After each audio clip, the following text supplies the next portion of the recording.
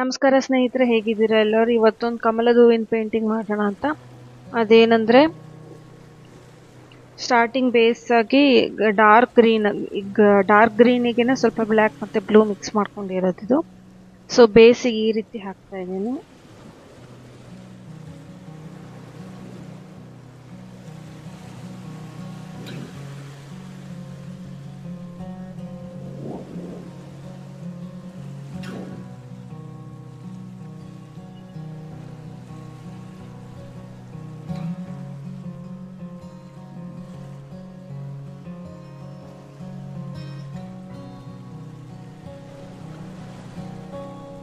So ಇದು dot dot ಥರ ಮಾಡ್ತಾ ಇರೋದು ಈ ನೀರಿನ ಮೇಲೆ ಲೈಟ್ ರಿಫ್ಲೆಕ್ಟ್ ಆದರೆ ಒಂಥರ ಹೊಳಪು ಬರುತ್ತಲ್ವ, ಅದಕ್ಕೆ ಆ ರೀತಿ ಕಾಣಲಿ ಅಂತ ಈ ಥರ ಮಾಡ್ತಾ ಇದ್ದೀನಿ.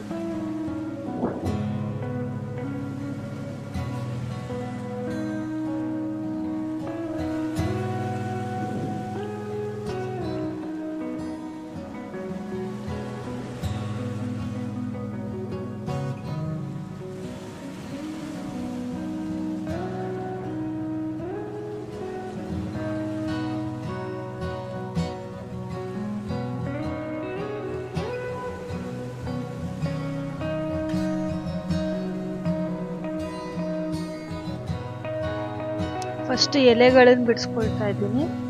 ಸ್ವಲ್ಪ ಲೈಟ್ ಗ್ರೀನ್ ಶೇಡಲ್ಲಿ ಈ ರೀತಿ ಎಲೆ ಶೇಪ್ ಬರೋ ಥರ ಮಾಡ್ತಾ ಇದ್ದೀನಿ. ಇದಾದಮೇಲೆ ಕಮಲದ ಹೂವಿಂದ ಸ್ಕೆಚ್ ವೈಟ್ ಕಲರಲ್ಲಿ ರಫ್ ಆಗಿ ಬಿಡಿಸ್ತಾ ಇದ್ದೀನಿ.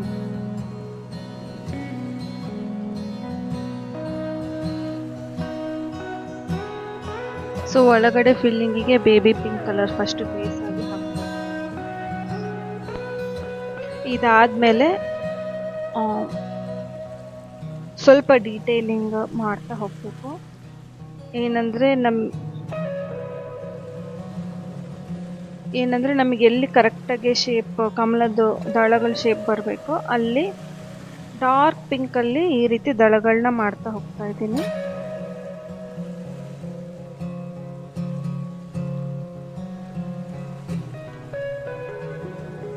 ಎಲ್ಲಿ ಹೈಲೈಟ್ ಆಗಬೇಕು ಅಲ್ಲಿ ಲೈಟ್ ಕಲರ್ಸ್ ಹಾಕಬೇಕು, ಎಲ್ಲಿ ನಮಗೆ ಶೇಪ್ ಕರೆಕ್ಟಾಗಿ ಕಾಣಬೇಕು ಅಲ್ಲಿ ಡಾರ್ಕ್ ಕಲರ್ಸ್ ಹಾಕಬೇಕು.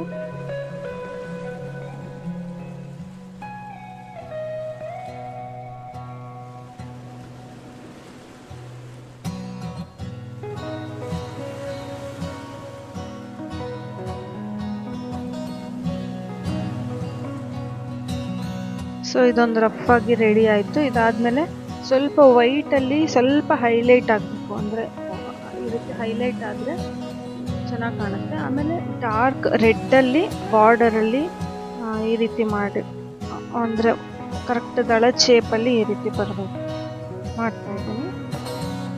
ಅಂದರೆ ಯಾವ ಪೋರ್ಷನ್ ಹೈಲೈಟ್ ಆಗಬೇಕು ಅಲ್ಲಿ ಲೈಟ್ ಕಲರ್ ಮತ್ತು ವೈಟ್.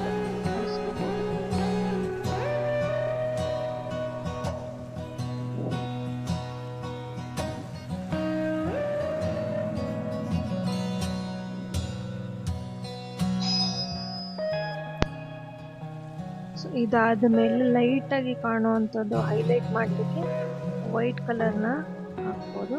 ಮತ್ತು ನೀರಲ್ಲಿ ಹೂವಿನ ರಿಫ್ಲೆಕ್ಷನ್ ಬಿದ್ದಿರೋ ಥರ ಮಾಡ್ಬೋದು.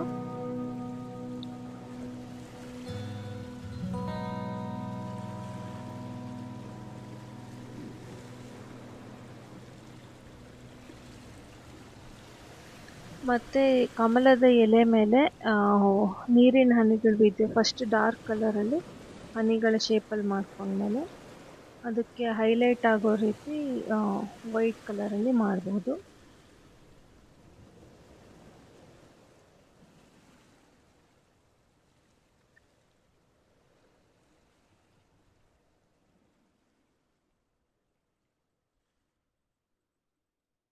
ಸೊ ಫೈನಲಿ ಇದು ಈ ರೀತಿ ಕಾಣ್ತಾ ಇದೆ. ಹೈಲೈಟ್ ಮಾಡಿದ್ಮೇಲೆ ಈ ರೀತಿ ಕಾಣ್ತಾ ಇದೆ.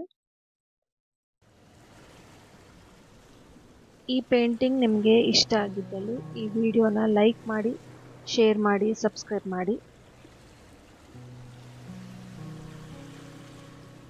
ಬೆಲ್ ಐಕಾನ್ ಕ್ಲಿಕ್ ಮಾಡೋದಕ್ಕೆ ಮರಿಬೇಡಿ. Thank you so much for watching.